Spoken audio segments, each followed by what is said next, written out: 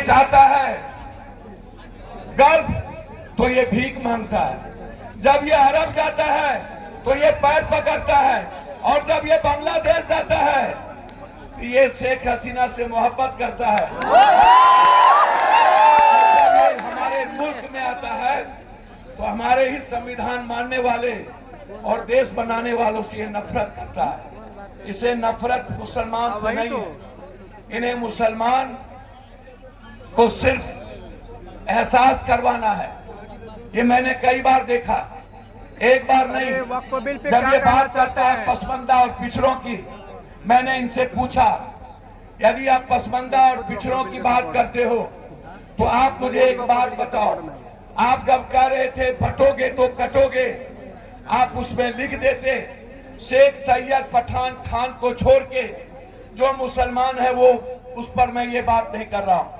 जब आप इस मुल्क में सब्सिडी मुसलमान का खर्च कर रहे थे तो आप लिख देते शेख सैयद पठान खान को छोड़कर, हम इस मुसलमान की बात नहीं कर रहे हैं। जब आप IMM के सारे पैसे किशनगंज मुस्लिम यूनिवर्सिटी का ले रहे थे तब आप कहते कि पसमानदा मुसलमान पिछड़ों की बात मैं नहीं कर रहा हूं। जब आप मस्जिदों पर पर्दे ढक करके जिस वक्त आप छत पर और सड़कों पर नमाज पढ़ने की बात आप बंद कर रहे थे तो आप कहते कि हम पसमानदा और पिछड़ों की बात अलग कर रहे हैं। जब आपको कहा गया सीधा सीधी कुंभ के मेले में मुसलमान का नहीं लगेगा दुकान, तो आप सीधा कहते कि सैयद शेख पठान का मुसलमान नहीं लगेगा, पिछड़ा का लगेगा। तब आपको याद नहीं आई, आपको याद नहीं आया कब्रिस्तान और शमशान के वक्त, आपको याद नहीं आया NRC के वक्त, आपको याद नहीं आया तलाक के वक्त, आपको नहीं आया याद जब आप इस मुल्क में वक्त की बात कर रहे थे। ये वक्त क्या है? मैंने कई बार कहा आपको ये समझना पड़ेगा, आवाज जरूरत है। मैं इस मुल्क के हिंदुस्तान के मुसलमानों से दो बात कहना चाहूंगा। आप हाथ में संविधान रखो, आप दलितों के घर जाओ, आप गरीबों से प्यार करो और पप्पू यादव को वक्त की लड़ाई लड़ने दो। मुसलमान भाइयों से, सदर में कई ठो मुसलमान MP है, 233 मुसलमान गैर मुसलमान MP ने वक्त के पक्ष में वोट डाला है। इस देश का अधिक संख्या जो मोहब्बत करते हैं संविधान से, वो वक्त के बिल के खिलाफ खड़ा है। आप ही नहीं, इस मुल्क का एक एक लोग खिलाफ में खड़े हैं। इस मुल्क के लोग नफरत नहीं चाहते हैं। इसीलिए मैं आपसे कहने आया हूं, आप उसकी चिंता मत करिए। आप, ये अंतिम आपकी लड़ाई है। एक लड़ाई और सियासत में आपकी होगी, वो होगा सिविल कोर्ट का। एक बार और आपकी अग्नि परीक्षा होगी। मैं आपको लास्ट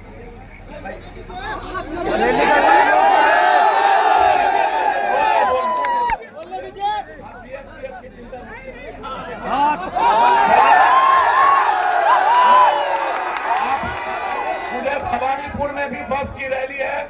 मैं भाई की बात मान लिया। मैं दो बात एक और आग्रह करूंगा आपसे, बहुत दिल की गहराइयों से समझिए। देखिए, एक बात समझ के रखिए। अंतिम में मैं इस मुल्क को हमेशा कहता हूं, मुसलमान भाई कितने हैं? मुसलमान भाई हैं मात्र 18 से 20 करोड़। मैंने देश के लोगों को कहता हूं, मैं हिंदू को कहता हूं, भाई मुसलमान 18 से 20 करोड़ हो और पूरी दुनिया में 27 से 28 करोड़ सब धर्म के लोग। आप हमें एक बात बताओ, पप्पू यादव के गांव में 2000 यादव हो, एक सा कोई गैर जात हो, वो जात हमसे लड़ेगा? मैंने कई बार कहा, जब मुसलमान इस मुल्क में 40 करोड़ होगा तो तुम 205 पार कर जाओगे। जब मुसलमान 50 करोड़ होगा तो तुम 250 करोड़ होगे।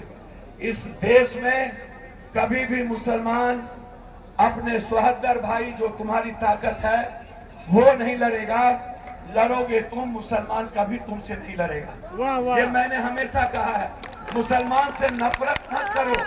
एक मुर्गी को कितने बार जब्बे करोगे, वो आवाज तो देगा ना। अंत में मैं एक आग्रह करके आपसे जाता हूँ, याद करिए एनआरसी में शाहीन बाग की माँ और बहनों ने पूरी दुनिया को आजादी के लिए बैठ गई।